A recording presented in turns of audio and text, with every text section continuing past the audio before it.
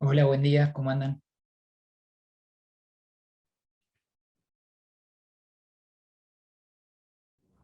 Hola, buen día, profe. Buen día, ¿cómo están? Hola, Bien, ¿cómo va? Bien, ¿cómo están? hola, buen día. ¿Cómo va? Uy, justo me Buen agarran día. bostezando. ¿Todo bien? Bien, ¿ustedes? Bien, por suerte bien, profe. Me Acá alegro, estamos. bárbaro. Bueno, esperamos que entren. Avísame, Pablo, buen día, Sí, los que van ahí estamos ingresando. todos, María. Estamos todos bien. Bueno, espero que les haya ido bien el test. Recuerden que el jueves que viene tenemos el recuperatorio, ¿sí? Que rinden teoría y práctica. ¿Mm? Y bueno, nada, va a ser entre qué hora y qué hora va a ser, Pablo. Va a estar abierto. Y el examen, estábamos charlando recién, va a tener una duración de 75 minutos, o sea, 1 hora y cuarto. Va a ser Entre el más corto, conjunto, obviamente sí, va a va a ser ser más más corto. corto. Así ¿Sí? que Sí, un poco. estará abierto de 7 a 8, supongo. En ese bloque De de dos 7 a horas, 8. perdón, de 7 a 9, de 7 a 9, Ah, perdón. bueno, bueno. En el bloque de dos Ahí horas, vamos. ahí habrá 1 hora y cuarto para resolver el examen. ¿Está bien? Bien. Bueno, vamos a hacer como siempre, ¿sí? Empezamos, misma cantidad de preguntas que el primer parcial, van a ser dos de práctica, ¿sí? Y van a ser menos de teoría, ¿sí? Son un poco menos, más corta la parte de teoría, un poquito más corta, ¿sí? Pero los mismos, obviamente entran los mismos temas. Bien, empezamos, seguimos avanzando con el programa. Vamos a hacer lo mismo de siempre, los dos bloques, con una pausa en el medio, ¿sí? Y después abrimos los micrófonos. Si tienen dudas, van mandando por chat, ¿está bien? Bien, les comparto pantalla como siempre. Ah, ¿me habilitas para compartir pantalla, Pablo? Ahí está, Daniel, listo. Bien, gracias.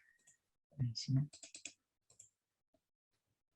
Vamos ahí, voy a poner pantalla completa, esperen, tengan un poquito de paciencia. Ahí estamos, ¿sí? Bien, vamos a terminar con monopolio, ¿sí? Y un tema interesante, que es una práctica común en los monopolios, en las prácticas, por lo menos en todos los que ejercen poder de mercado, es la discriminación de precios, ¿sí?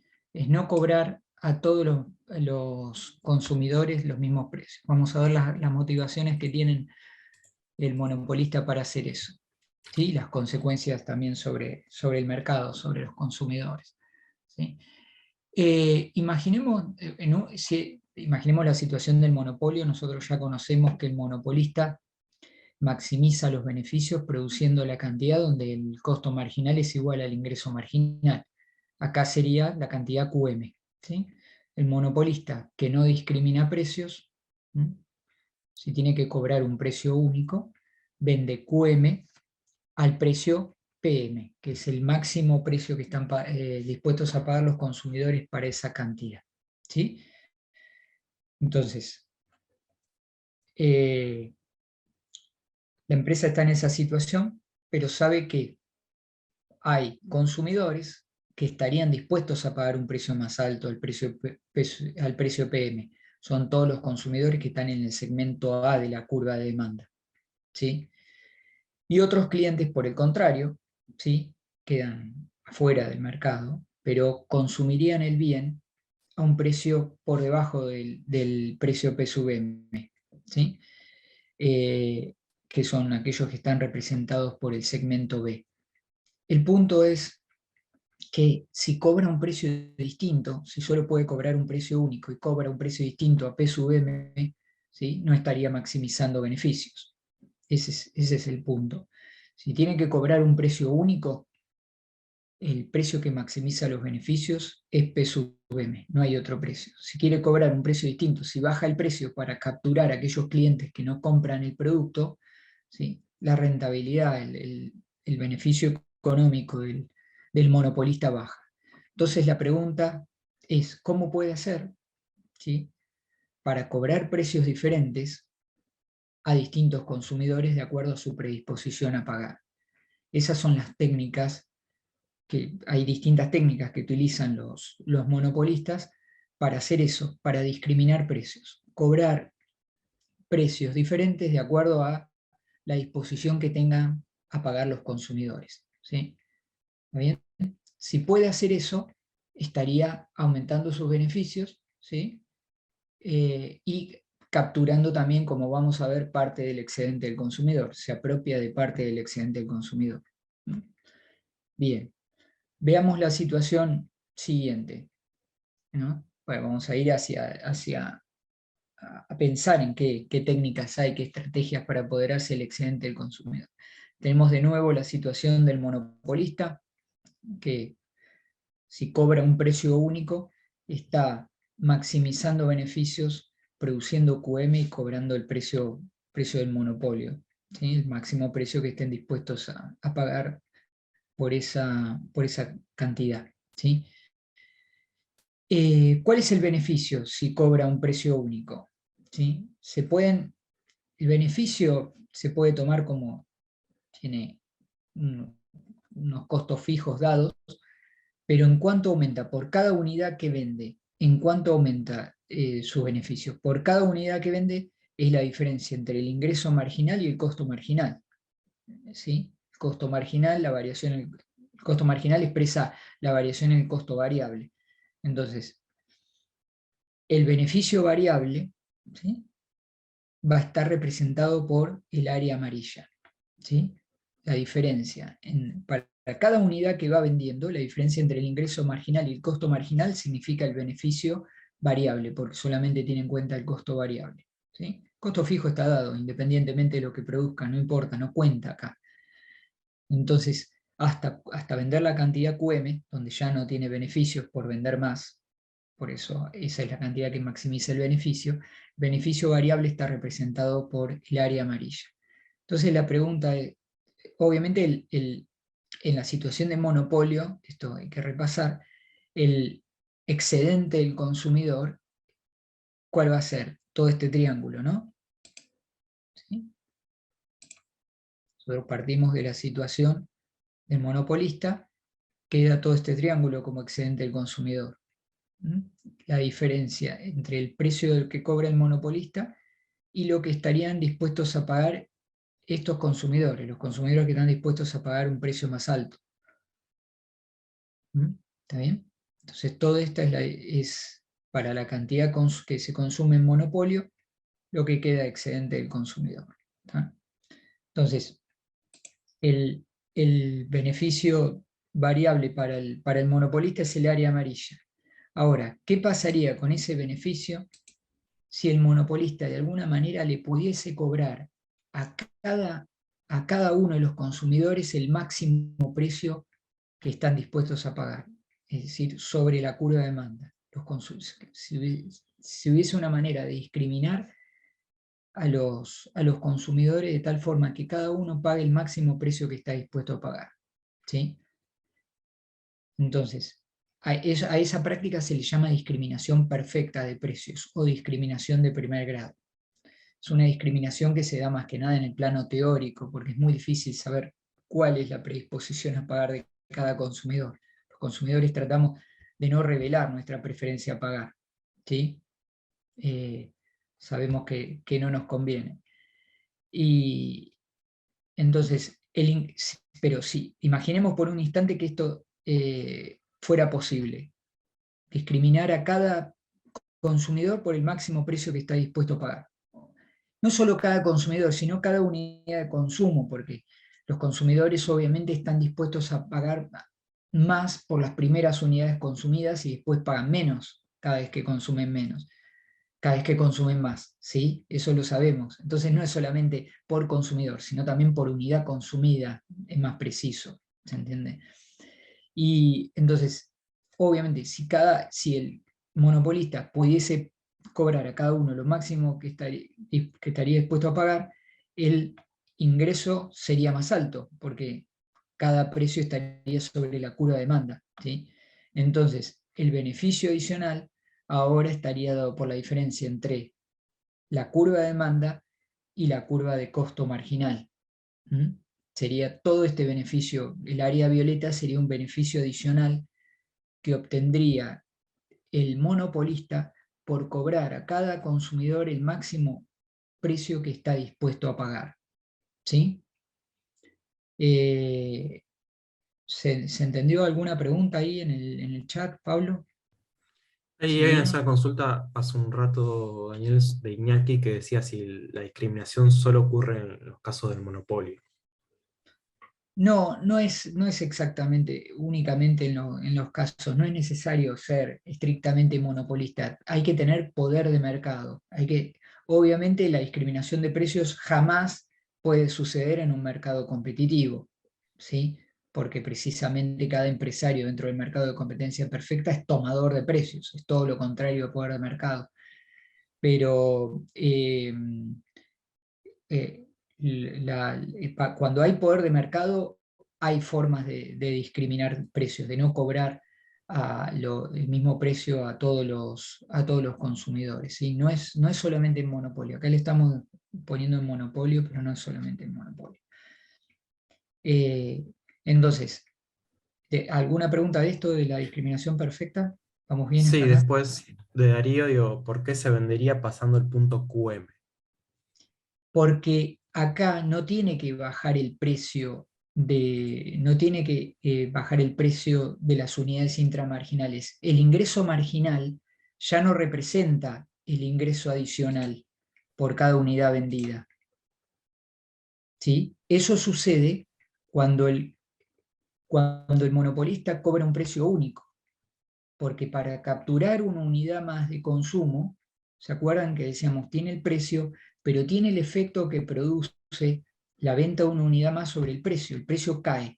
No solamente cae para la nueva unidad de consumo capturada, sino también para las intramarginales. Eso no sucede acá. Eso es lo importante. La nueva curva de ingreso marginal es la curva de demanda, porque vende, por cada unidad que vende, baja el precio únicamente para la nueva unidad de consumo capturada, no para las demás. Entonces, el ingreso marginal es el precio, porque le cobra a cada uno lo máximo que está dispuesto a pagar. Un precio decreciente, a diferencia de la competencia perfecta, porque tiene que cobrar un precio más bajo para capturar nuevas unidades de consumo, para vender más. ¿Sí? Pero no tiene que bajar el precio para las unidades intramarginales. A cada uno le cobra el máximo precio que está dispuesto a pagar. No sé quién preguntaba, pero si se Darío. entiende ahora. Darío. ¿Se entiende, Darío? Sí. Dani, Sí, igual una consulta, más allá que es un caso Sí. extremo, Sí. sí, extremo, bien digo. Sí es bueno el mensaje que las empresas en la realidad siempre tratan de conocer la curva de demanda y siempre que puedan hacer una Claro. estrategia donde diferencian unos de otros, van a tratar de ir hacia, con lo que vimos con elasticidades, a buscar ese valor, ¿no? Es como, este Exactamente. sería como la forma más, digamos, patente de que lo pueda hacer perfectamente, como dijiste vos, más que con todos los consumidores, con cada unidad de consumo que está dispuesto a pagar los demandantes. Pero digamos, Claro. el mensaje, las empresas están constantemente viendo la posibilidad de conocer a su demanda y Sí. con estrategias sí pueden, digamos, Sí, sí. distinguirlas, separarlas, discriminarlas, segmentarlas, ¿no? Claro, cuando nos llaman por teléfono, por el servicio, para ofrecernos algo, están tratando de que nosotros revelemos nuestra predisposición a pagar. Es más, cuando nosotros rechazamos un servicio porque ya no lo queremos, estamos revelando que no estamos dispuestos a pagar un determinado precio por ese Claro, servicio. exacto. Inmediatamente las empresas te llaman, porque vos estás revelando tu preferencia a pagar y te llaman inmediatamente para ofrecerte por el mismo precio un servicio mejor, ¿sí? O por el mismo servicio un costo más bajo, un precio más bajo. Uno está revelando la predisposición a pagar. Esas empresas, por determinadas razones, por razones de costos, ¿sí? El costo marginal a veces es cero de servir a un consumidor más, y bueno, por más que el precio baje, les conviene, ¿sí?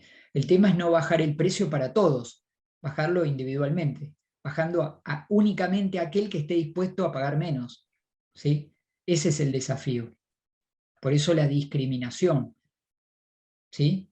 El desafío está en, bueno, en cómo segmentar a los consumidores, cómo hacer que algunos paguen un determinado precio y otros paguen más. ¿Sí?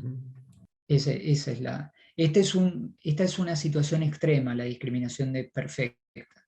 Es casi teórica, porque cada unidad de consumo tendría que pagar un precio diferente. Es algo muy difícil que suceda. Pero volviendo, si eso sucediese, ¿sí? Entonces el productor, ¿dónde maximizaría beneficios? Produciendo la cantidad PC, la cantidad QC al precio PC, que no es casual. ¿Con qué coincide? Con la cantidad competitiva, ¿sí? Con la misma cantidad que produce el competidor perfecto. Ahora, ¿sí? ¿En qué se diferencia del competidor perfecto? En que se apodera de todo el excedente del consumidor, ¿sí? Desde el punto de vista distributivo, digamos, todo el excedente del consumidor desaparece. ¿Por qué? Porque el monopolista le está cobrando a cada unidad de consumo el máximo precio que está dispuesto a pagar. No hay diferencia entre precio y disposición a pagar, ¿sí? Cada uno paga lo máximo que está dispuesto a pagar. Por ese motivo no hay excedente del consumidor, ¿sí? Entonces, no hay pérdida de eficiencia, desaparece, fíjense que desaparecería, ¿sí? Si el monopolista cobra el precio PC, perdón, no hay un precio PC, este es el precio que paga el último consumidor, ¿no? Ojo con esto. El consumidor que pagan todas las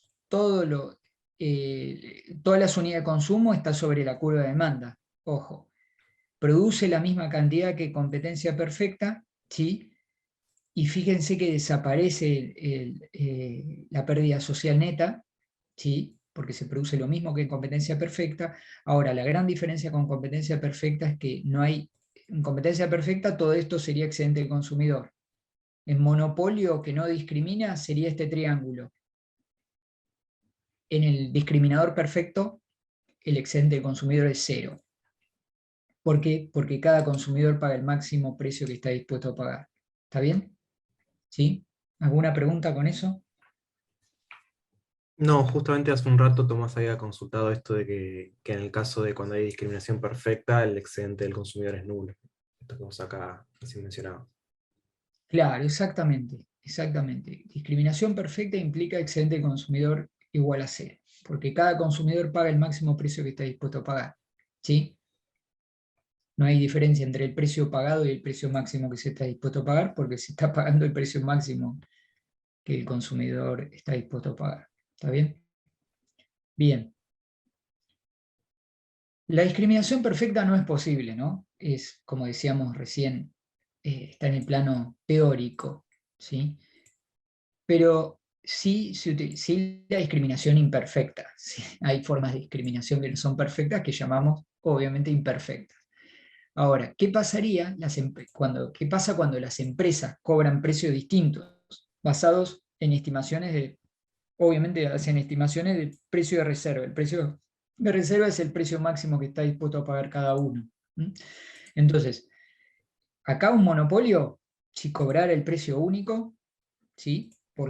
Vender la cantidad QM, que es la cantidad que maximiza beneficios, donde el costo marginal es igual al ingreso marginal, si cobra un precio único, si no puede discriminar, el precio que cobraría sería P4 asterisco, ¿no? El precio de equilibrio del monopolista que no discrimina, ¿sí? Pero ¿qué pasa si cobra 6 precios distintos? Si por distintas razones sabe que algunos clientes están dispuestos a pagar más y otros menos, ¿sí? Algunos de los clientes que no estarían dispuestos a pagar P4 se verían beneficiados, ¿sí? Por ejemplo, aquellos que quedan afuera del mercado, si el monopolista cobra un precio único, ¿sí? Ahora, si le cobran un precio de P5, ¿sí? Estarían dispuestos a consumir. Entonces esto beneficiaría a algunos clientes que de otra manera no podrían comprar el bien, ¿sí? Y por otro lado, obviamente, ¿qué incentivo tiene el monopolista a cobrar precios distintos? Bueno, la captura del excedente del consumidor, una vez más, porque puede cobrar precios más altos aquellos que están P1, P2 y P3 estarían por encima de P4. Entonces le estaría cobrando un precio más alto a aquellos que estén dispuestos a pagar más. Por lo tanto, se apoderaría de parte del excedente del consumidor, ¿sí? De estas unidades de consumo. ¿Está bien? Entonces el incentivo para el productor es ese. Capturar parte del excedente del consumidor, cobrando precios distintos. Hay dos prácticas dentro de la discriminación imperfecta, dentro de lo que no es discriminación de primer grado, tenemos discriminación de segundo grado o discriminación por tramos. Esta es muy común. Cobrar de acuerdo a la cantidad consumida. Cuanto más se consume, más bajo es el precio unitario, el precio por unidad que pagamos del bien, ¿sí? Esto lo pueden observar, por ejemplo, en los supermercados, ¿sí? Los supermercados a veces nos ofrecen, sobre todo los mayoristas, ofrecen menores precios a mayor cantidad consumida. Esa es una forma de apropiarse del excedente del consumidor, ¿sí? Porque saben que los consumidores, obviamente, cuanto más consumen de un bien, menos están dispuestos a pagar. En el texto hay un ejemplo de discriminación de precios de segundo grado de este tipo, de un proveedor. En general se habla de los proveedores de electricidad que tienen economías de escala. Fíjense que estamos, las unidades de consumo, las cantidades consumidas están en el tramo decreciente de la curva de costos medios y marginales, ¿sí? En esta situación, habiendo economía de escala, ¿sí? ¿Qué le conviene hacer al proveedor de este bien? ¿Sí? Si cobrara un precio único en esta situación, ¿sí? Si cobrara un precio único, ¿qué precio cobraría? Si cobrara un precio único, perdón, puse la pluma en lugar de... Ahí está. Si cobrara un precio único, ¿sí? Igualaría el ingreso marginal con el costo marginal. Vendería Q0 al precio P sub 0. ¿Qué diferencia hay si tenemos cobramos, entramos, si cobra distintos precios de acuerdo a la cantidad consumida? ¿Sí? Obviamente, cuanto más mayor es la cantidad consumida, cuando decimos menor es el precio que está dispuesto a pagar, ¿no? Entonces, las empresas cobran de acuerdo a la cantidad consumida. Supongamos que cobra esta empresa como estrategia, ¿sí? En esta discriminación de precios de segundo grado, tiene cobrar el precio P1, supongamos que en lugar de cobrar un precio único, ¿sí? P0, cobra para las primeras unidades consumidas, ¿sí? Que son las más valoradas, por ejemplo en el servicio de energía eléctrica, ¿sí? Las primeras unidades de electricidad las vamos a valorar mucho, ¿sí? Porque vamos a necesitar mínimamente luz de noche, ¿sí? Después, a medida que para que consumamos más energía eléctrica, las necesidades son menores y obviamente estamos dispuestos a comprarlas, precio de reserva baja, porque obviamente la utilidad de la energía eléctrica es menor a medida que se consume más, ¿sí? Por eso, las primeras unidades se valoran mucho, hasta Q1, los consumidores están dispuestos a pagar P sub 1, ¿sí? Entonces, cobra P1 hasta la cantidad Q1. Después cobra P sub 0, ¿sí? Para la cantidad, perdón, P sub 2, P sub 0 es el de monopolio, P sub 1 hasta la cantidad Q1, P sub 2 en el segundo tramo de consumo entre la cantidad Q1 y la cantidad Q sub 2, ¿sí?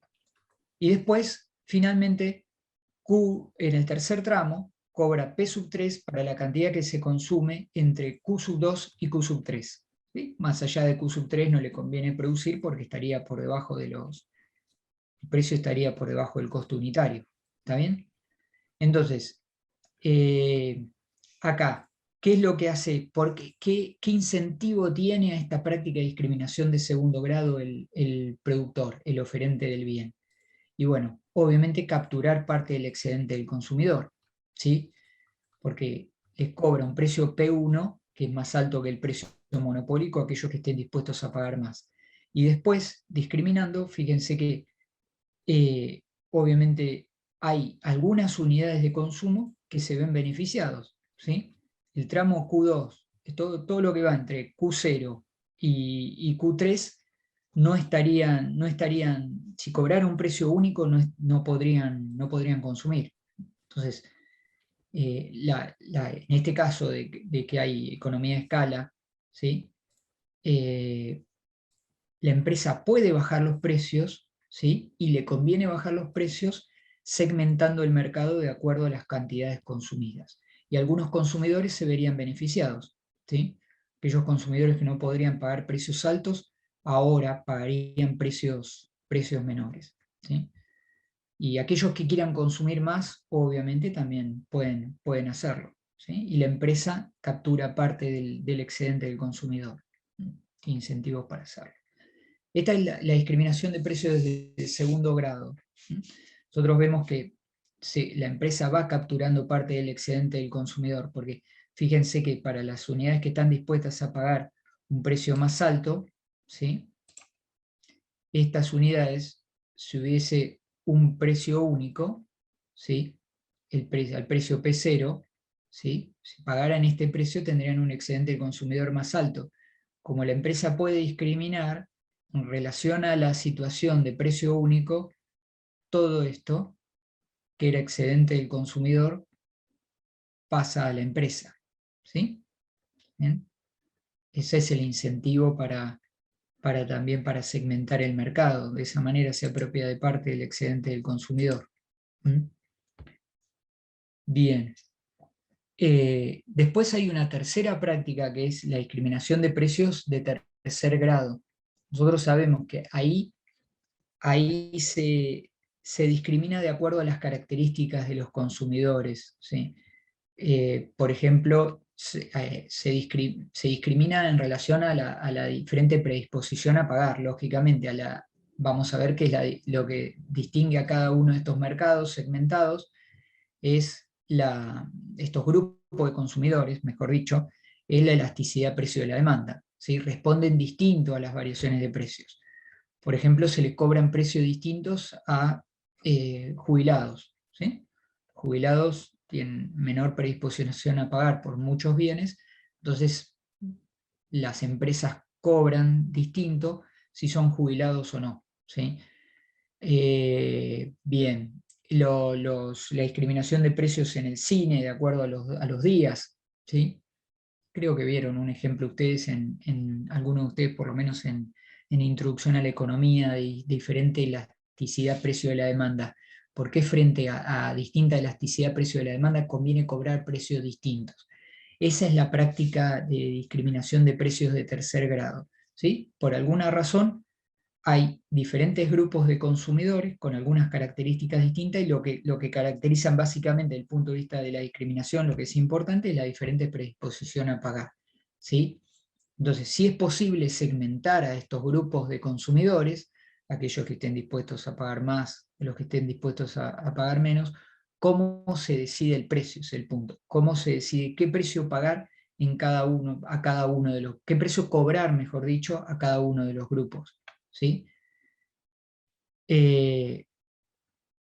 Una de las cuestiones es que el ingreso marginal que obtengo por la venta del producto en cada uno de los grupos, ¿sí? Perdón, no sé qué pasó acá. Una de las cuestiones que debo tener, ¿sí? Es que el ingreso marginal generado por la venta del producto en cada uno de los grupos debe ser igual. Porque si estoy obteniendo un ingreso marginal menor al grupo 2 que al grupo 1, me conviene redirigir las ventas, ¿sí? Del grupo, vender menos al grupo 2, donde el ingreso marginal es menor, y vender más al grupo 1, donde el ingreso marginal es mayor, hasta que ambos se igualan, porque el ingreso marginal del grupo 2 va a ir, a medida que vendo menos, va a ir subiendo, y el ingreso marginal por cada unidad vendida al grupo 1, por vender más, va a ir disminuyendo, ¿sí? Entonces, una condición que se tiene que dar para maximizar beneficios, por lo menos para maximizar mis ingresos, ¿sí? es que el ingreso marginal de la venta del producto a cada uno de los grupos sea igual. Si no son iguales, no estoy maximizando los ingresos. ¿Está bien? Y por otro lado, se tiene que cumplir la condición de ingreso marginal es igual al costo marginal.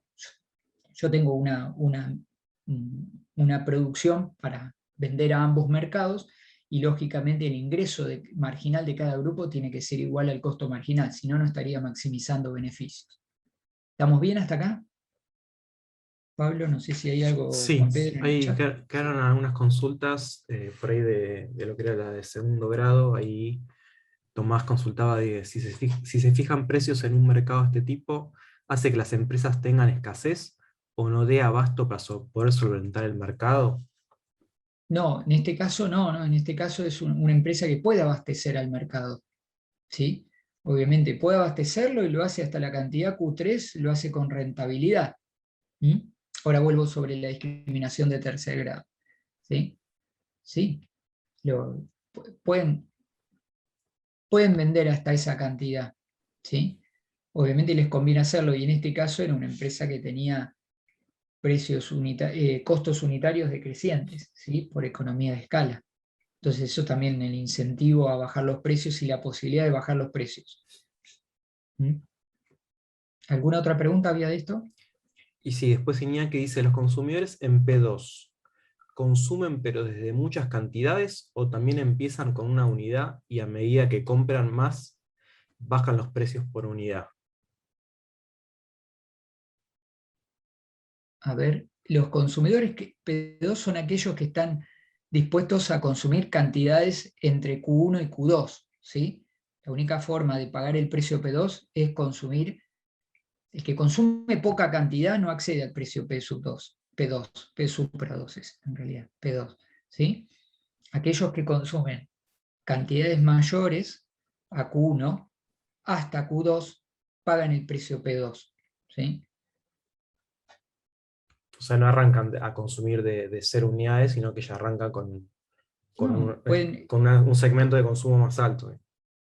claro, o si, obviamente que si estaban antes consumiendo, supongamos que esta práctica de discriminación es nueva, estaban consumiendo más, ahora quizá les convenga, saben que si consumen más van a obtener un precio más bajo, ¿sí? Bien, van a, van a pagar un precio menor por mayor consumo. ¿Mm? Eh, la ventaja para el productor es que por ese mayor consumo se apropia de parte del excedente del consumidor. Esa es la ventaja. Por algo ofrece estos precios decrecientes de acuerdo al tramo de consumo. ¿Alguna pregunta más había de esto? No, nada más. Vuelvo a la de tercer grado, que estábamos diciendo que por alguna característica, la característica es obviamente la diferente predisposición a pagar, algunos consumidores están dispuestos a pagar más que otros, ¿no? Y el punto es cómo segmentar, ¿sí? Cómo se decide el precio. Y una cuestión que decíamos, el ingreso marginal tiene que ser el mismo en cada grupo, si no, conviene redirigir las ventas hacia el grupo donde el ingreso marginal por cada unidad vendida sea mayor, ¿sí? Y después, para obviamente maximizar beneficios, la producción debe ser tal que el ingreso marginal de cada grupo es igual al costo marginal. ¿Está bien? ¿Sí? Ahora, ¿qué sabemos?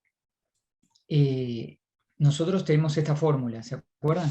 Que relaciona el ingreso marginal con el precio y la elasticidad precio de la demanda. ¿Sí? Si no se acuerdan, repásenla. ¿Sí? Y acá, si los dos mercados, como dijimos recién, el ingreso marginal en cada uno de los mercados tiene que ser el mismo, ¿qué se tiene que dar? Que el ingreso marginal en el mercado 1 tiene que ser igual al ingreso marginal en el mercado 2. Entonces se da esta situación, que el precio en el mercado 1 multiplicado por 1 más 1 sobre la elasticidad precio de la demanda en ese mercado tiene que ser igual al precio en el mercado 2 multiplicado por 1 más 1 sobre la elasticidad precio de la demanda en ese mercado, en el mercado 2. Entonces de acá, obviamente haciendo un pasaje de términos, ¿sí?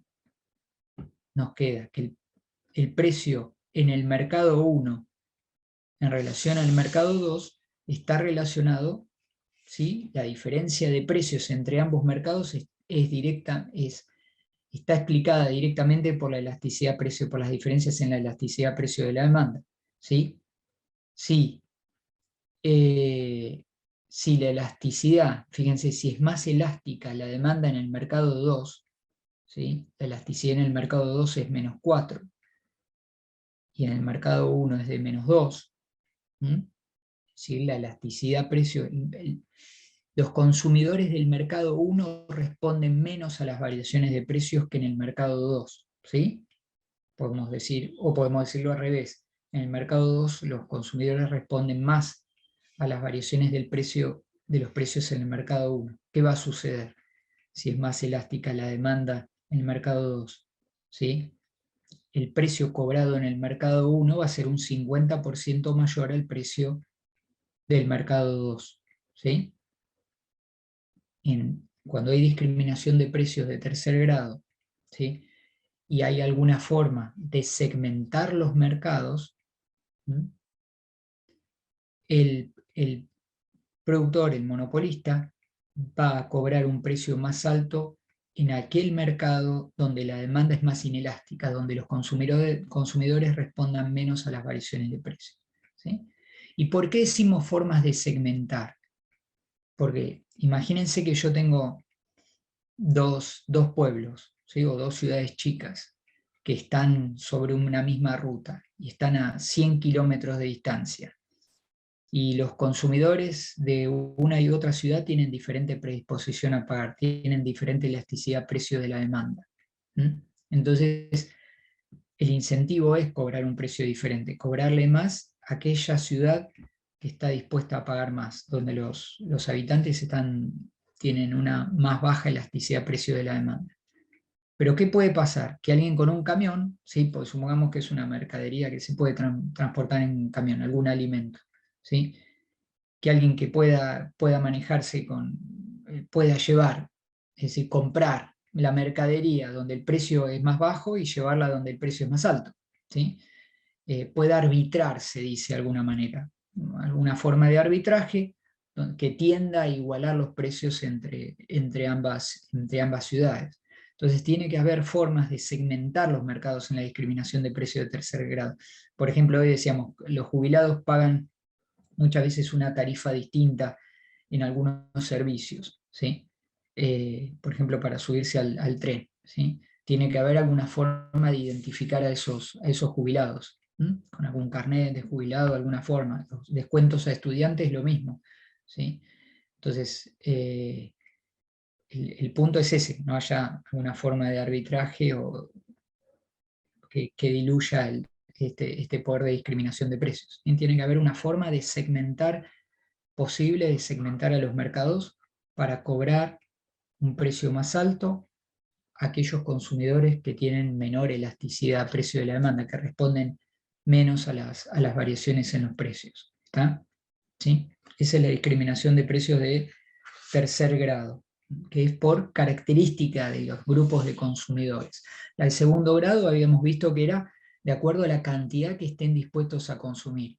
Cuanto mayor cantidad, menor es el precio. Y la de primer grado, o discriminación perfecta, está ya más en el plano teórico, que es cobrarle el precio máximo que estén dispuestos a pagar, ¿sí?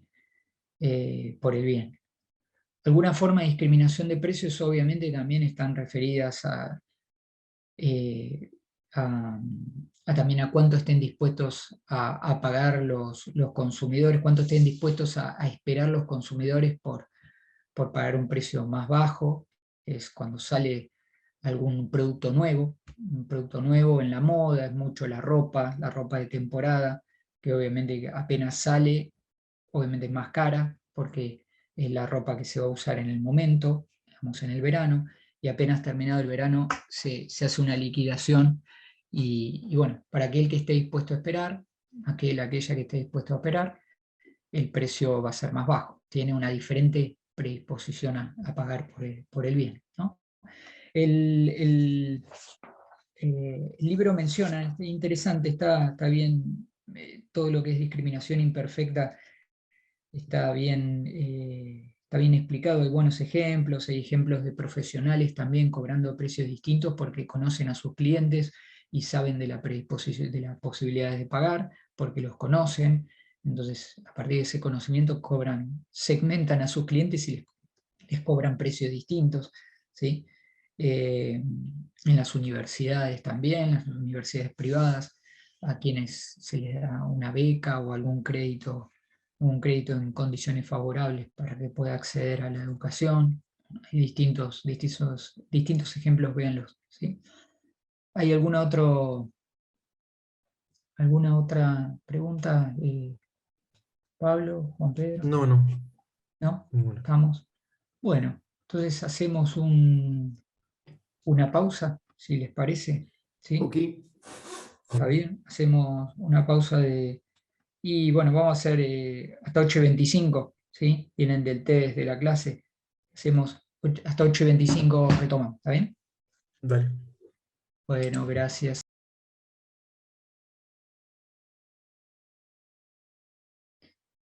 Bueno, vamos a empezar con un tema nuevo, que es la competencia monopolística, ¿sí?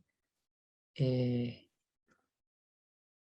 comparto la pantalla. Vamos a empezar por ahí.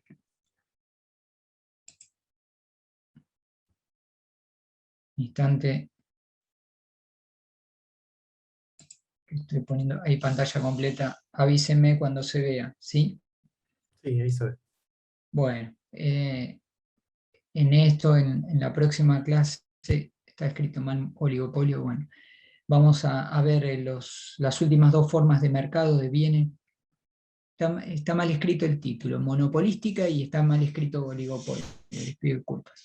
Bien, hoy vamos a ver, es tema corto, ver competencia monopolística, ¿sí? El equilibrio de corto y largo plazo y la comparación con la competencia perfecta. Ahora vamos a ver qué características tiene el mercado de competencia monopolística. Tiene algunas similitudes con el monopolio y otras con competencia perfecta, de ahí el nombre, ¿no? Nombre compuesto.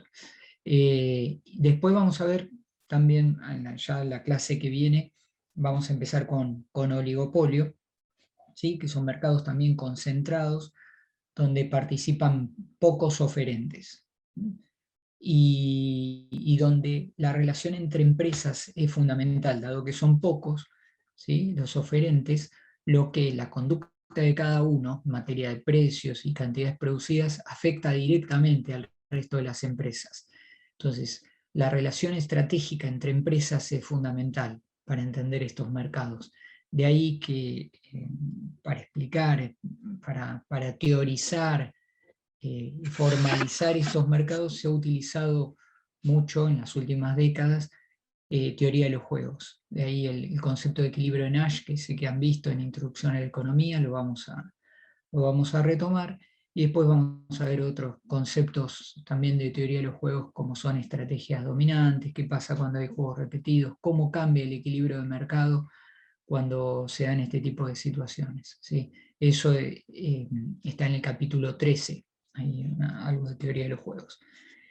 A lo largo del capítulo 12, la sección 12.1 van a encontrar competencia monopolística, ¿sí?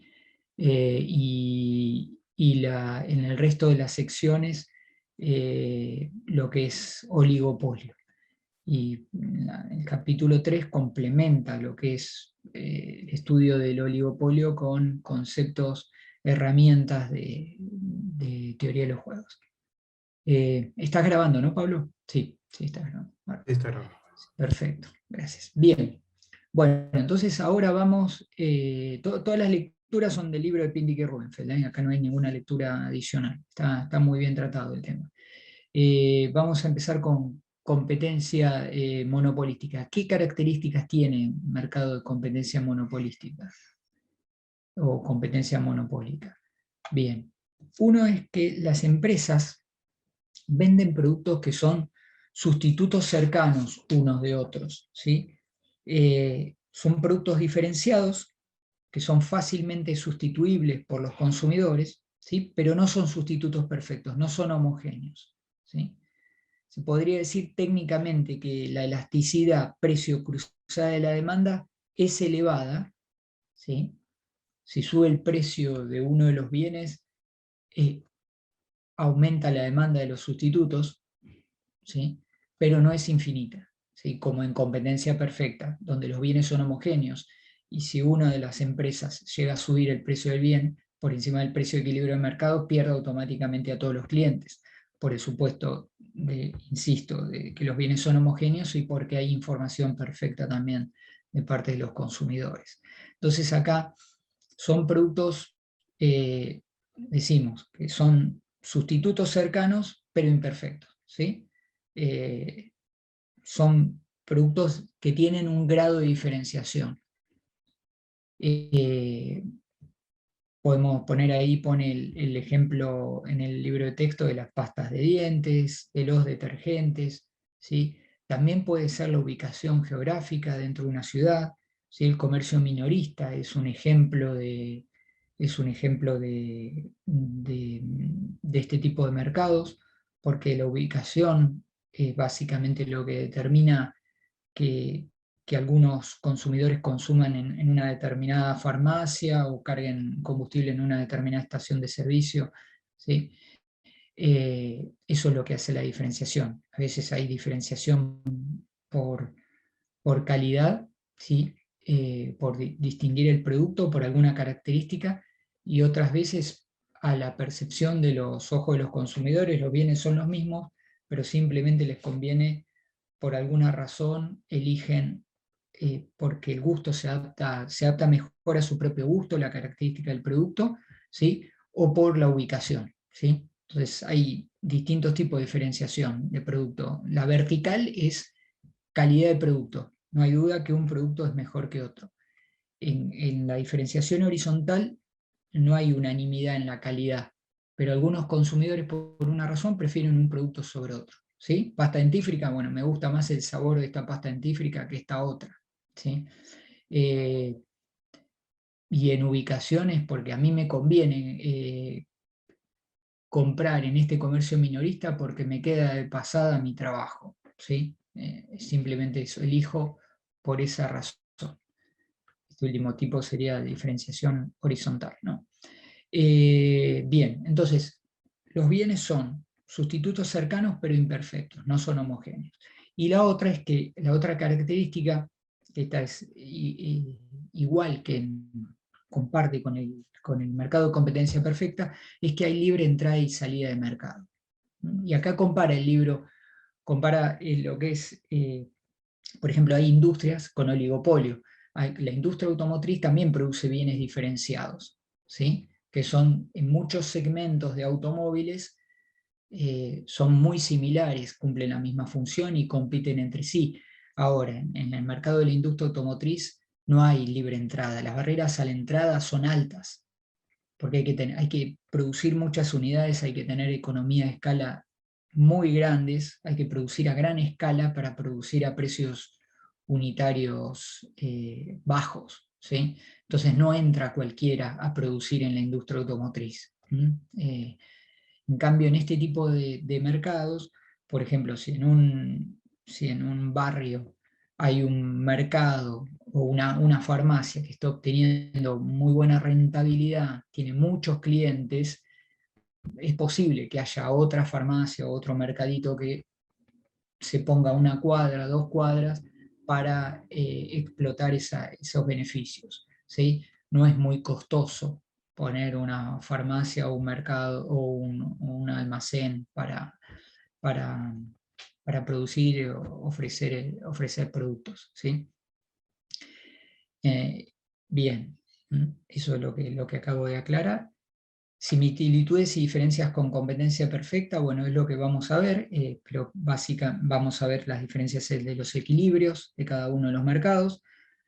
en unos minutos, pero por ahora lo que sabemos es que similitud libre de entrada y salida, pero la diferencia es que los bienes no son homogéneos, lo que acabamos de decir, los bienes son diferenciados, tienen un grado de diferenciación, si bien cumplen la misma función para el consumo, tienen una leve diferenciación, ¿sí? Y con monopolio, la similitud es que las empresas se enfrentan a una curva de demanda con pendiente negativa, es decir, que si quieren vender más, tienen que bajar el precio.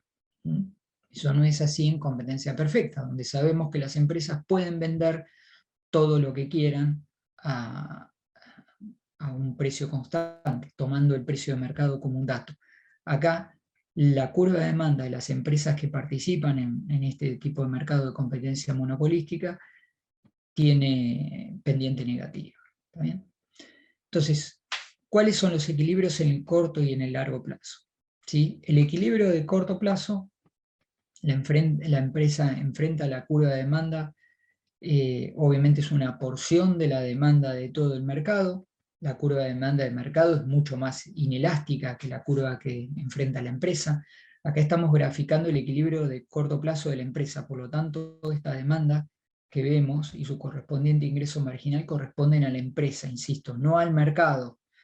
La curva de demanda de la empresa es más elástica que la del mercado, sabemos, ¿sí? Esto ya lo vimos en el capítulo anterior, ¿sí? Porque los productos que ofrecen cada una de las empresas dentro de este mercado son sustitutos imperfectos, pero sustitutos del que producen las demás, entonces tienen una elasticidad más grande que la demanda de mercado. Y cada empresa atiende, abastece a una porción de ese mercado.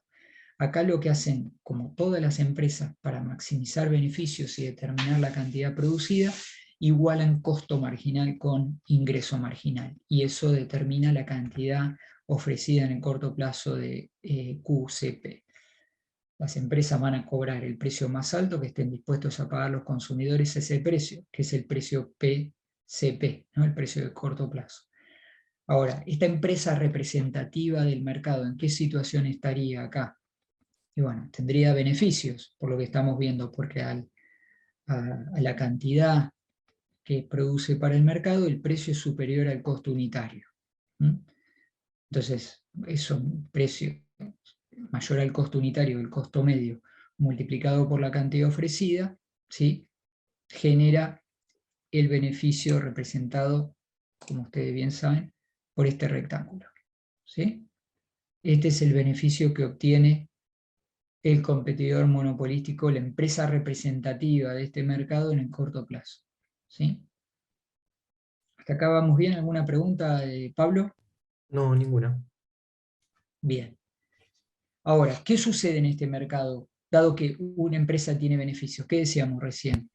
Con el ejemplo del barrio, el mercadito. Bueno, que como es fácil la entrada al mercado, no es muy costosa, van a entrar nuevas empresas en el mercado, ¿sí?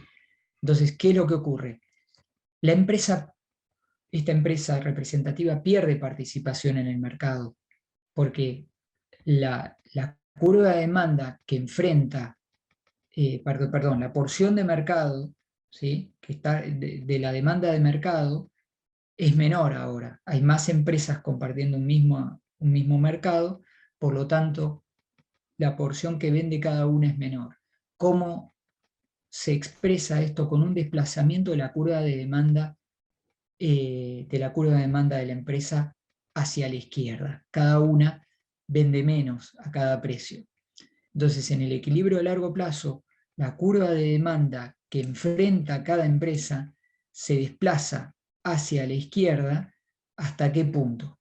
Hasta que desaparecen los beneficios.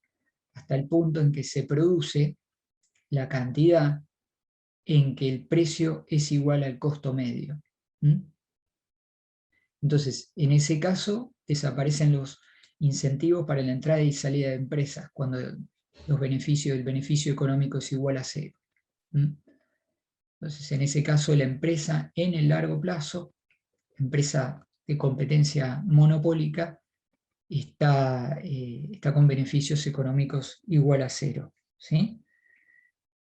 Esto es para la empresa representativa. En la práctica, las empresas de este mercado pueden tener costos distintos, seguramente tienen costos distintos, no todas tienen por qué tener costos iguales, y algunas marcas, por ejemplo, si hablamos de detergentes, dentífricos,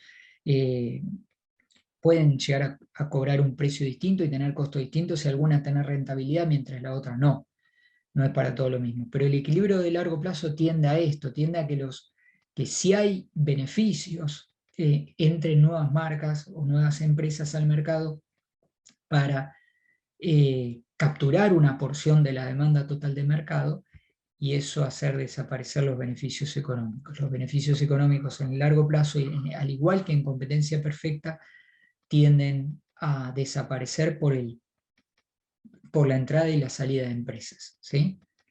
Que explotan esos beneficios. Hay facilidad para entrar al mercado. Entonces, la porción que captura cada empresa de la demanda de mercado va a ser menor. ¿Cómo se expresa esto gráficamente? Con un desplazamiento de la curva de demanda que enfrenta la empresa hacia la izquierda. ¿Hasta dónde se va a desplazar? Y bueno, la empresa, hasta el punto en que la empresa tenga beneficios económicos igual a cero. Eso se da en este punto. En el punto en donde se produce la cantidad para la cual el precio es igual al costo medio. Entonces, en el equilibrio a largo plazo, las empresas de este mercado de competencia monopolística tienen beneficios económicos igual a cero, lo mismo que en competencia perfecta, ¿sí? Ahora, ¿qué distingue al equilibrio? Así como comparamos el equilibrio del monopolio con el de competencia perfecta, podemos comparar el beneficio de la empresa de competencia monopólica con el de competencia perfecta. Fíjense, a la izquierda está representado el equilibrio competitivo de largo plazo. ¿Y qué es lo que se observa? ¿Qué es lo que decíamos? Que el equilibrio competitivo de largo plazo, el precio es igual al costo marginal de largo plazo, y a su vez la entrada y salida de empresas hace que se produzca el costo medio de largo plazo mínimo, al mínimo costo posible, compatible con el costo de oportunidad de los recursos, podemos decir. Ahí el beneficio económico es igual a cero, ¿sí? Y las empresas producen al más bajo costo posible. Y además el precio coincide con el costo marginal. Por eso el mercado competitivo es eficiente. ¿Qué pasa en cambio con el equilibrio de largo plazo del empresario en un mercado de competencia monopolística? Reproducimos el mismo equilibrio que teníamos antes. ¿Qué es lo que ocurre?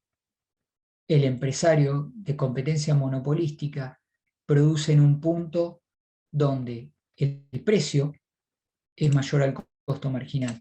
El precio que cobra el empresario en competencia monopolística es mayor al ingreso marginal. ¿Eso qué significa? Que el precio sea mayor al costo marginal. Ineficiencia. ¿Por qué es ineficiente? Porque en la situación de precio mayor a ingreso marginal está indicando que lo que valoran los consumidores al bien supera el costo de producir una unidad más. Desde el punto de vista social, sería óptimo producir más, aumentar la cantidad de producción. Pero el competidor monopolístico no va a estar dispuesto a producir más, porque producir más implica disminuir los beneficios, ¿sí? Entonces, comparado con la competencia perfecta, que produciría en el punto donde el precio es igual al costo marginal, también hay una pérdida irrecuperable de eficiencia, ¿sí? Que está dado en términos físicos por la cantidad que produce de menos. La diferencia entre lo que produciría el competidor perfecto, QC, y la cantidad QCM, que es lo que produce el empresario de competencia monopolística, ¿sí? Y en valor monetario, por el área que va entre el costo marginal y la curva de demanda, el precio, para todas las unidades que van de QCM a QC. Todo eso es la pérdida irrecuperable de eficiencia, ¿sí? Entonces, El mercado de competencia monopolística, al igual del monopolio, es ineficiente. Lo que pasa es que la diferencia con monopolio es que acá la pérdida de eficiencia suele ser chica, porque el poder de mercado es chico. ¿Sí? ¿Está bien? Lo que tienen en común, ¿sí? Es entonces decíamos, beneficio económico igual a cero en el largo plazo, pero la diferencia es que el mercado de competencia monopolística es ineficiente y además hay otra diferencia, que el competidor monopolístico no produce en el largo plazo, en el mínimo costo medio de largo plazo. Es decir, los costos unitarios de la competencia monopolística son mayores. En competencia perfecta produce, decíamos, al mínimo costo posible, compatible con el costo de oportunidad de los recursos. ¿Sí? Más barato no se puede producir. ¿Sí? En competencia monopolística no se produce al costo más bajo posible. ¿Sí? Porque están en el tramo decreciente de la curva de costo medio. Ahí se da la tangencia con la curva de demanda y ahí es donde se anulan los beneficios. ¿Está?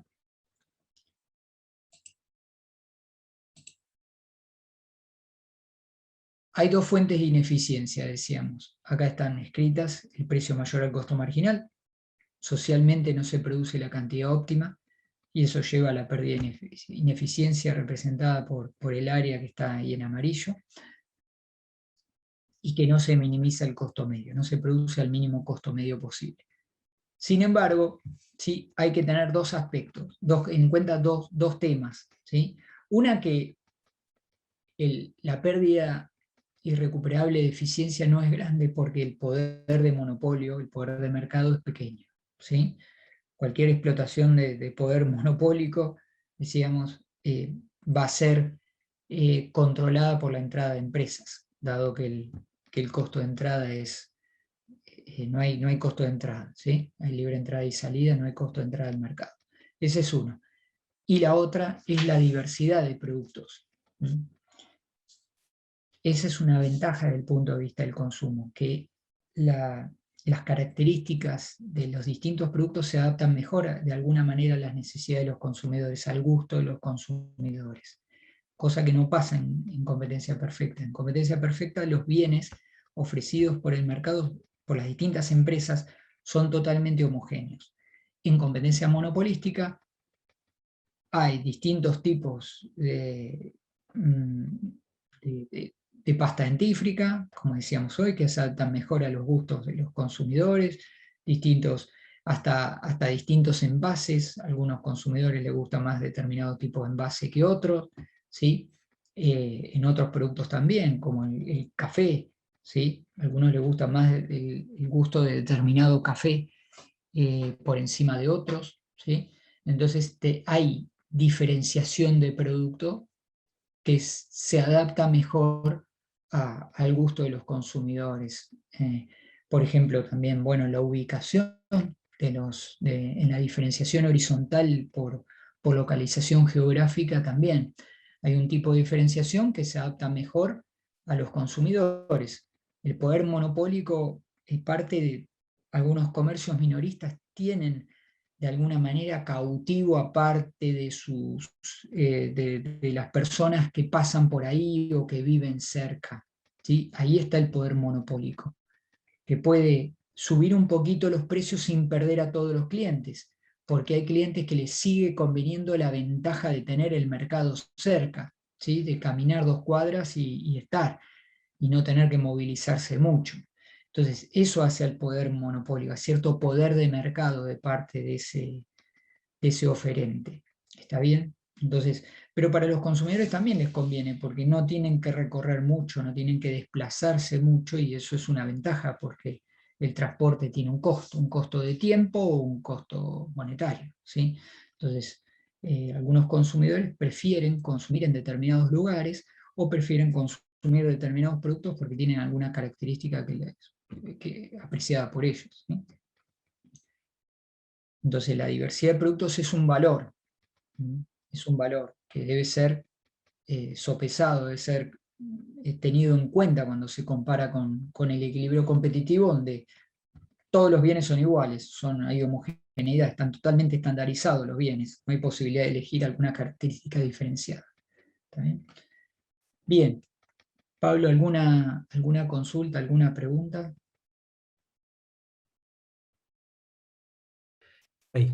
Graciela Tomás estaba preguntando si la calidad del producto también. Dice, En la gastronomía general, es un buen ejemplo de mercado, también consulta. sí, a ver, en general esto está más asociado a distintos grupos, productos dentro de un mismo segmento, ¿no? No podemos comparar calidades muy, muy diferentes, porque los consumidores no consumirían en una pizzería donde es relativamente barata en relación a un restaurante muy caro. Estamos asociando generalmente en esto a diferenciación sin tener en cuenta diferencias muy grandes en la calidad, digamos, y precios. Dentro, hablaríamos que el grupo de consumidores que puede cambiar de un oferente a otro, estaríamos hablando generalmente dentro de precios no muy diferenciados, ¿sí? No muy diferenciados, sino son distintos grupos de consumidores. Si hablamos de un restaurante caro en relación a un restaurante, a una pizzería donde consumir es barato, estaríamos hablando de distintos mercados, ¿sí?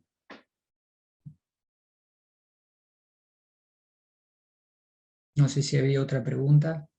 Sí, después había quedado una consulta de Joaquín diciendo que si siempre en competencia monopolística tiene poder de mercado. Sí, Las empresas siempre, de Joaquín. Mm. Sí, siempre Joaquín, porque por lo que explicaba al final, ¿no? Eh, Algunos consumidores van a ser fieles, digamos, por decirlo de alguna manera, al producto, aun cuando varía un poco el precio. Entonces, algo de poder de mercado hay, porque el poder de mercado implica poder subir el precio sin perder a todos los consumidores. Eso pasa solamente en competencia perfecta. Acá no. Acá cada empresa de alguna manera tiene cautivos, pónganlo entre comillas, lo de cautivos, porque es hasta cierto punto a determinados clientes, ¿sí? Y por la característica del producto que es apreciada por el cliente o por el lugar, como decía, la empresa puede subir el precio sin perder a todos los clientes. Pero si sube el precio, obviamente la cantidad consumida va a ser menor. Y si baja el precio, también va a poder capturar a algunos clientes, ¿sí? Obviamente. Pero no todos, porque aun cuando el precio sea menor, va a haber otros clientes que van a seguir prefiriendo el producto de los competidores. Entonces hay poder de mercado. Hay poder de mercado, un poder de mercado limitado, porque el producto que, la característica del grupo producto, que en relación a la pregunta de Tomás, que no es fácil de determinar, es algo empírico, ¿sí? Porque hasta qué punto un producto es fácilmente sustituible, un producto que ofrece una empresa es fácilmente sustituible por otro. Es una cuestión empírica, ¿sí? Entonces, hasta cierto punto hay sustitución entre uno y otro, pero esas sustituciones eh, eh, tienen un grado relativamente moderado, digamos, ¿no? No hay una sustitución perfecta. Hay algo de sustitución, pero hasta cierto punto, ¿sí? Entonces, ese grado de sustitución es lo que permite el poder de mercado, que está dado por la elasticidad precio de la demanda que enfrenta cada empresa, ¿no? ¿Hasta qué punto puede subir los precios sin que los consumidores se vayan a consumir el producto alternativo, que básicamente cumple una misma función, ¿no? Dentro del consumo? Son los mismos productos en esencia los que componen este mercado, cada uno de estos mercados de competencia monopolística, ¿sí? Bien. Y después hay una consulta de Catalina de si podés volver a explicar qué representa el área amarilla. Sí, Catalina, el área amarilla es similar, muy, muy similar, lo mismo te diría, al caso del monopolio, porque acá, bueno, el puntero láser, ¿sí? Acá decíamos, en el equilibrio de largo plazo del competidor monopólico, el competidor monopólico cobra el precio PCM por encima del costo marginal. El precio es mayor al costo marginal, ¿Qué significa que el precio sea mayor al costo marginal? Algo que ocurre en todos los mercados que no son de competencia perfecta, ¿sí? El precio es la valoración que hacen los consumidores del bien. Está sobre la curva de demanda, expresa cuánto están dispuestos a pagar por el bien. Es mayor al costo marginal, en este punto QCM, ¿sí? La cantidad que produce el competidor monopolístico. Entonces, ¿qué significa que el precio sea mayor al costo marginal? Que la valoración que hacen los consumidores del bien es mayor al costo de producir una unidad adicional. Entonces, socialmente, desde el punto de vista social, ¿qué convendría hacer? Producir más, ¿sí? Lo que pasa es que el competidor el monopolístico no va a producir más, porque si produce más, como sabemos, los costos aumentan más que los ingresos. Entonces su beneficio disminuiría, empeoraría, pasaría a tener pérdidas acá, en realidad, ¿sí? Porque acá está en un punto de beneficio cero, pasaría a tener pérdidas, no lo haría. Entonces, ¿dónde estaría la eficiencia? La eficiencia estaría en un mercado competitivo, donde se venda, donde el precio es igual al costo marginal, la cantidad que produciría y vendería un mercado competitivo. Entonces, la diferencia entre QC y QCM implica la ineficiencia de este mercado de producir de menos, ¿sí? El mercado es ineficiente no porque no produce la cantidad socialmente óptima, produce menos, ¿sí? Ahora, eso en unidades físicas, las cantidades que produce de menos, ¿cuánto valen para la sociedad estas cantidades que se producen de menos? Bueno, para cada una de estas unidades que se produce de menos, hay que computar, hay que medir la diferencia entre el precio y el costo marginal, ¿sí? Los consumidores la valoran al precio, pero cada una cuesta producir una unidad adicional, lo que te indica el costo marginal. Entonces esa diferencia es toda esta área, ¿sí? Acá yo puse un triángulo porque no sé cómo pintar, porque acá este borde curvado no sé bien cómo pintarlo, ¿sí? Pero en realidad sería todo lo que va entre el costo marginal y la demanda entre ambas cantidades, la cantidad que ofrece el competidor monopolístico y la cantidad que ofrecería un mercado competitivo. Esa es la pérdida irrecuperable de eficiencia. Es el costo que paga la sociedad por producir menos que lo socialmente óptimo. Eso se pierde, ¿sí? No sé si Catalina quedó claro ahora, si no volvemos sobre Sí, eso. sí. Dice que Bien. entendió y agradece. Bueno, no por nada.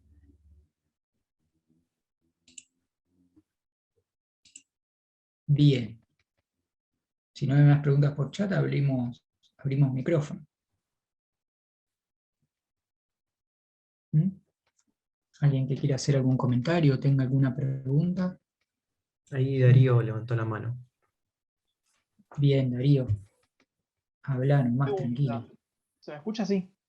Sí, Sí, sí. perfecto.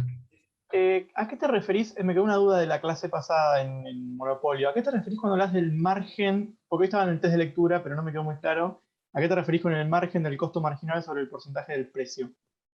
Claro, No sé si... sí, al indicador, al índice de Lerner, Claro, claro.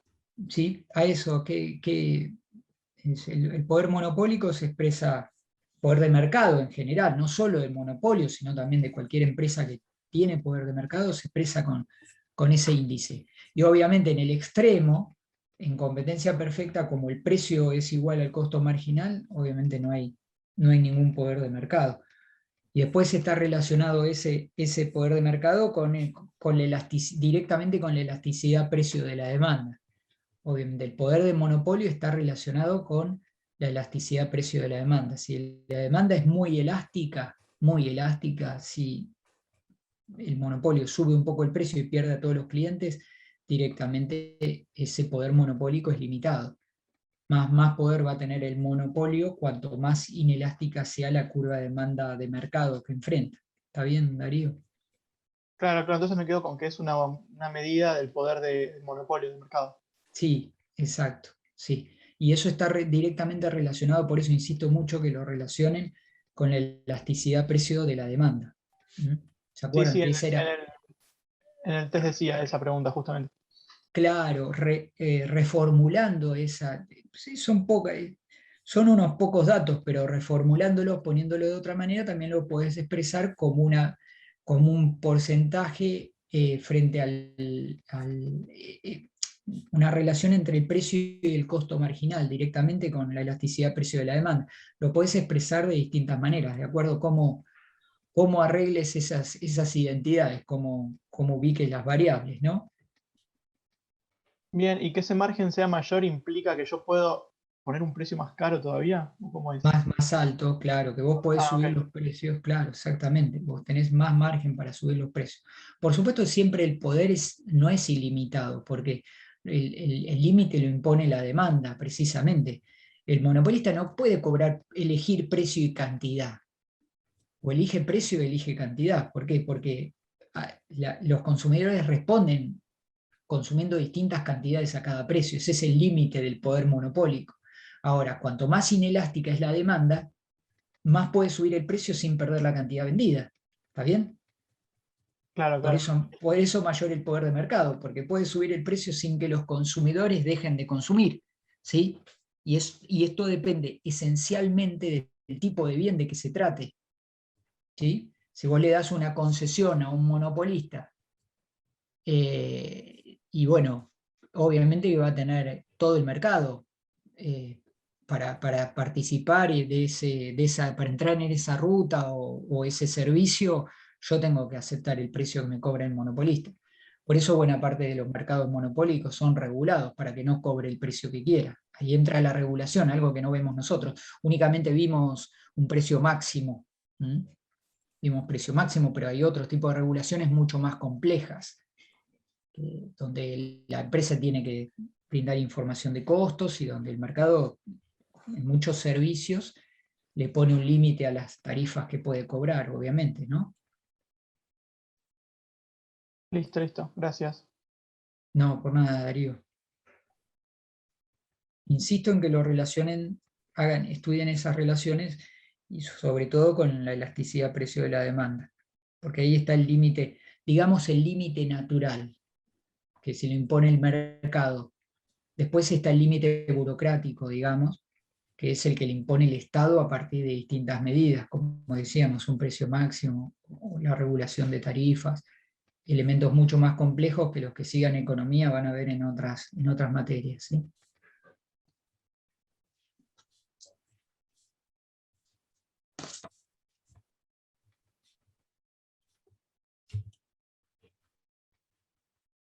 Bien, después hay una consulta de Camila sobre el test de lectura de OE que dice, hay una pregunta que decía, si la oferta es muy inelástica, hay una pérdida irrecuperable de eficiencia. Ella dice, sabía que pasaba cuando la demanda era inelástica, pero acá no sé. Bueno, después lo van a repasar, el test de lectura, pero acá era una curva de oferta totalmente inelástica. Entonces, y se ponía un precio máximo, creo que era. Entonces había que poner la curva de oferta totalmente inelástica. ¿Está Emiliano todavía o no? No, no está, ¿no? No, no No. está.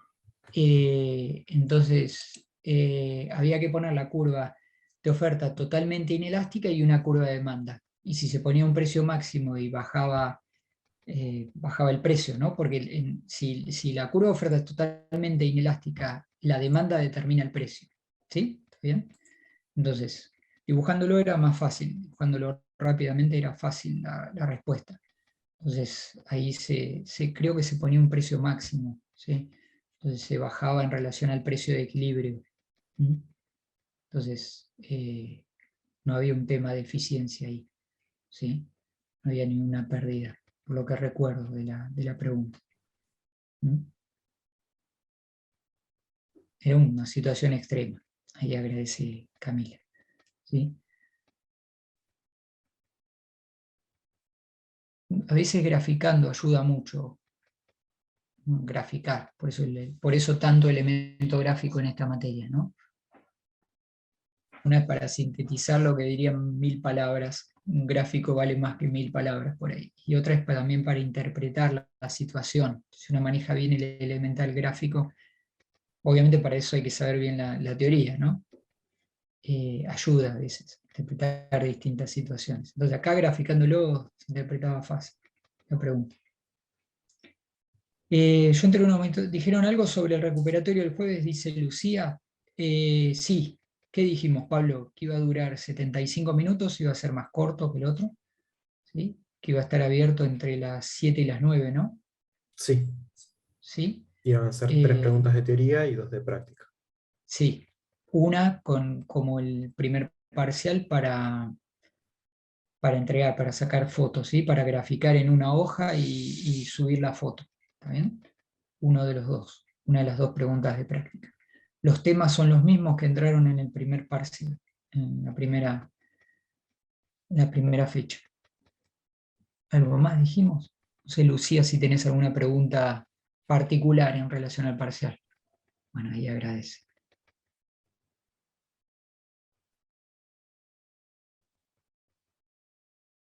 Bueno, el jueves no hay clase, entonces de práctica, ¿no? Porque está No hay el... clase de práctica, ¿no? Nos vemos, Pilar.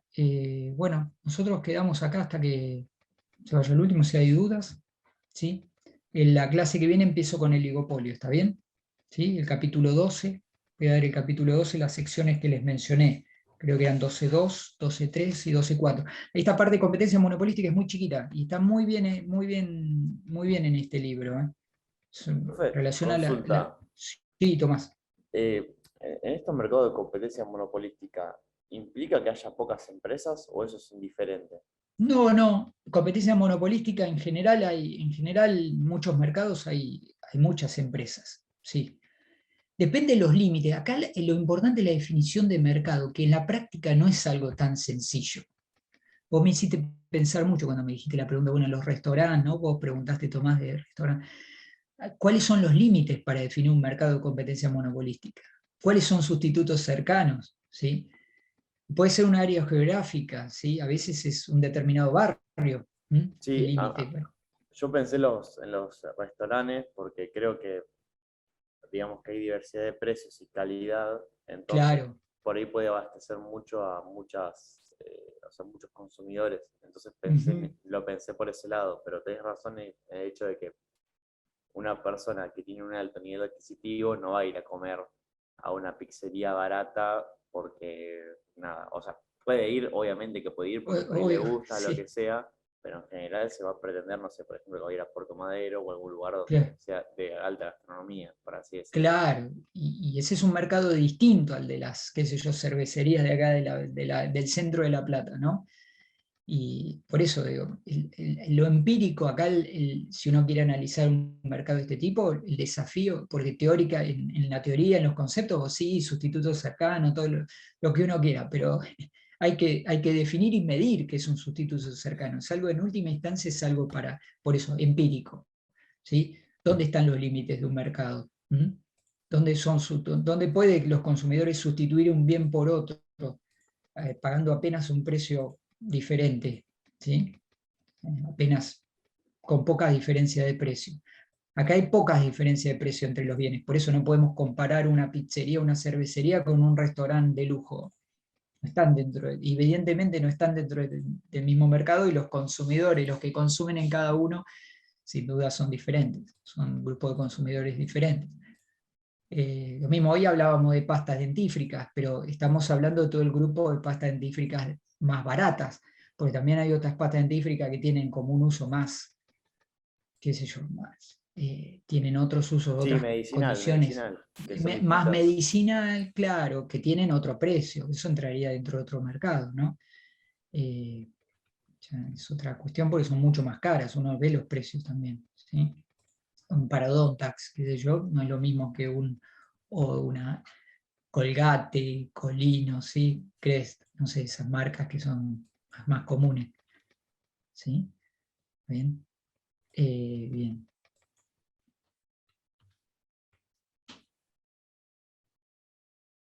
Bueno, profe, yo no tengo ninguna consulta más, Bueno, así bueno, que bueno, Tomás, me voy como a retirar. siempre, Nos vemos la bueno, semana que viene. Buen fin, nos saludos. Nos vemos, vemos. gracias. Chao, Igualmente Tomás, para un ustedes, gusto. para los que vayan a hacer el parcial también, bueno, lo mejor, ¿sí? Y bueno, cualquier cosa nos escriben y si no, nos vemos conmigo el martes, ¿sí? Bueno, gracias a ustedes y Chao, profe. bueno, Profe, vayan un gusto, nos vemos. igualmente. Adiós. Bueno, Chao, hasta luego. nos Chao, vemos, profe. anden bien, Adiós. adiós. Nos vemos. Suerte.